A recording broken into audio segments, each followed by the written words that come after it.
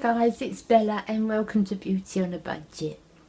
Well, I wanted to talk to you today about, I suppose what I've been thinking about lately really, everything that's happening with the new president and the Brexit here and everything and how the world has changed. Just thinking back to where it was when I was a kid and how bright the kids are now and what they know and their knowledge. And you know, my 9-year-old grandson, when I'm talking to him about computers and asking him questions, he looks at me like I'm a total wally.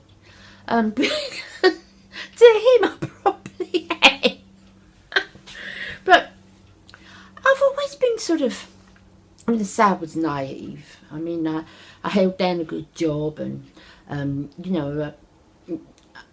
know a bit about life and I've lived a bit of a life. But when I was younger, I was quite the innocent. I was really quite the innocent. And I was thinking about a couple of stories going back to, actually it's not so much when I was young. I've always been a bit of a wally.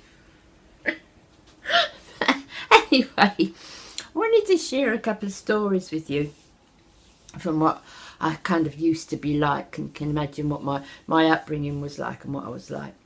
So I was born in 1955, so I'm 62 this year. So in the 70s was sort of the heyday when I was at university, and when I was young, when I was doing my growing up that way as a teenager and a young 20-year-old. Now, when I was at university, we had a group of friends that formed a little band. So we had a guitar, a bass player and a lead guitarist and a drummer and so forth. And I was the singer back then. What you've got to remember, everybody was so high out of their brains they didn't even know what I sounded like, so I could sing then. But it was, you can imagine, the 70s. Well, if you're the same age as me anyway, the 70s, and sort of all that drug scene came in, and I never had anything to do with that, ever. And it wasn't because I was, I wouldn't touch it or I wouldn't talk to people like that, because that's what my friends did, because everybody did then. But I was always sort of, I think, too scared, to be perfectly honest. And anyway, this particular incident that I wanted to tell you about, we had this band and we just used to play in uni and things like that. Now, at the time, there used to be a couple of music papers out. I don't know if any of you guys remember. One was called The NME, it was a New Musical Express, and the other one was The Melody Maker. Now, in The Melody Maker, they used to advertise at the back if you wanted to meet up with any other bands, amateurs, people, college people, to join in with you.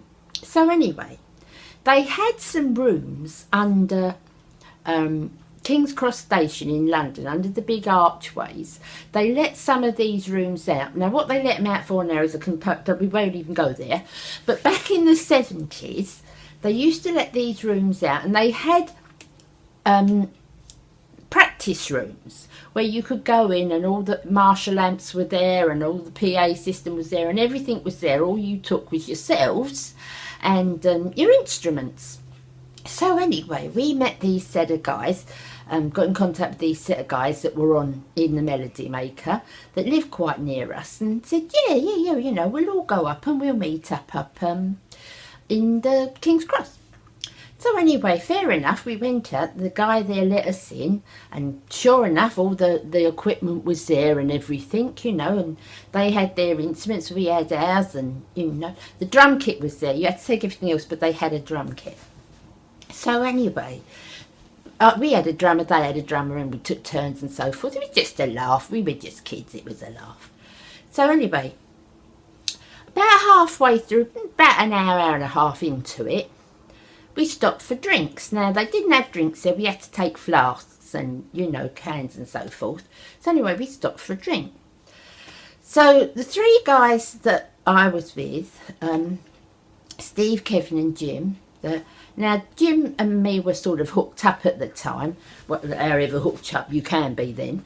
But we were together at the time, boyfriend and girlfriend. So anyway, we was all sitting down at the side, and these kind of guys went over the other side into their corner, and, you know, they started having their lunch. So anyway, they started rolling a cigarette up.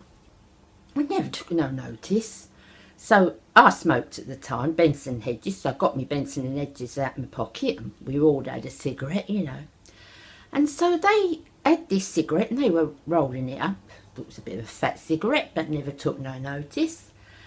And then they're going round, and the next one took it, and the next one took it, and the next one. And I said to Jim, look at them poor blokes over there. They must be skint. They got one one cigarette between them. So all the guys in my band, my friends, were going, shut up, Bella, shut up, don't say no more. What's the matter with them? They're being really mean. So I said, but they got one. They can't have any money. Be quiet, Bella, be quiet. So anyway, no more happens. And one of these guys from this other band comes up and he says, looks round at all, and he's got this thing he's smoking, and he's going round to everybody, and he went to me, do you want it like this? And I went, no mate, no. I got my box out. I said, have one of mine. Oh my goodness.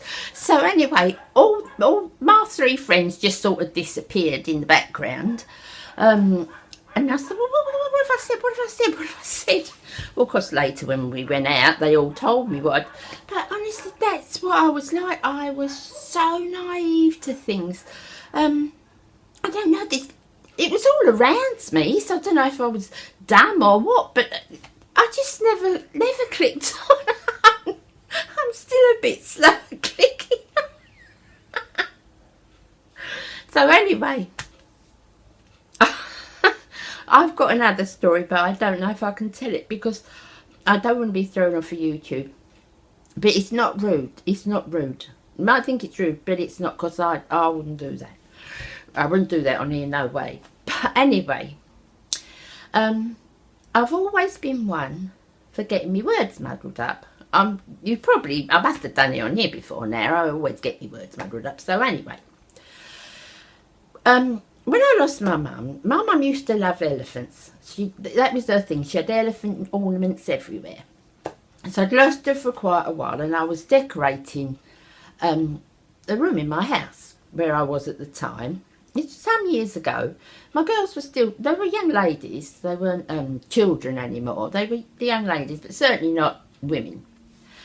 And anyway, we went to a DIY shop because I was decorating this living room, and they had at the time it was very fashionable to have a dado rail around the room, and I wanted that one. Well, I'd been into this shop sometime before, and I saw one with all elephants carved on it, and I thought, oh, and I said to the girls, that, do you know, that remind me of Nanny. We'll have that. I really want that. So anyway, saved up, and I went back to the shop, and my two daughters were with me, behind me, and there was this young boy. He must have been about 20. So I went in all the DIY stuff, and I couldn't find this, and I know I'd seen it before. And I said, I'm going to ask this chap. I said, you know, I know it's here. And the girl's like, you sure you've seen it, Mum? Yeah, I've definitely seen it. So anyway, he can't have been no more than 20. And I said, I always get my words mixed up. Always. And I went up to this guy and I said, I was here last week and I can't see it now. Can you tell me where the elephant's dildo is?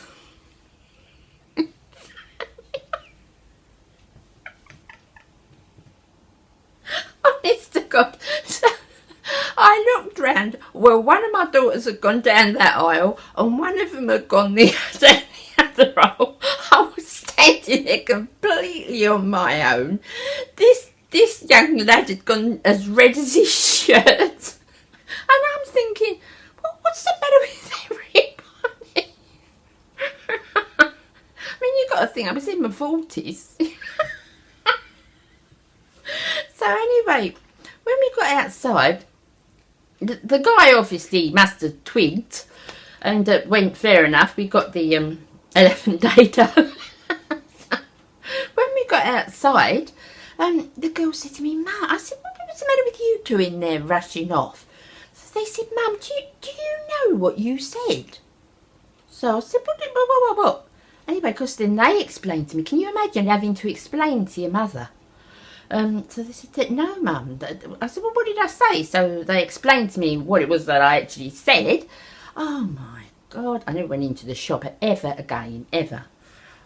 But anyway, I just thought I'd share that with you so you kind of know what sort of a wally I was. I don't know. I've been thinking a lot about, you know, things when we were growing up and how things are different. They're a lot of for the worse, aren't they? And a lot of for the better. And I think, you know, you can say the good old days. And yeah, I've got to think, I think a lot of things were better back then. But I think a lot of things are better now too. And the fact is, we can't live back then, can we?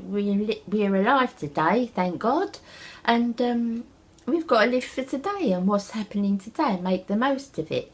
We can only plan and do things for tomorrow and make the best of tomorrow, can't we? We can't make the best of yesterday. We can only learn by that.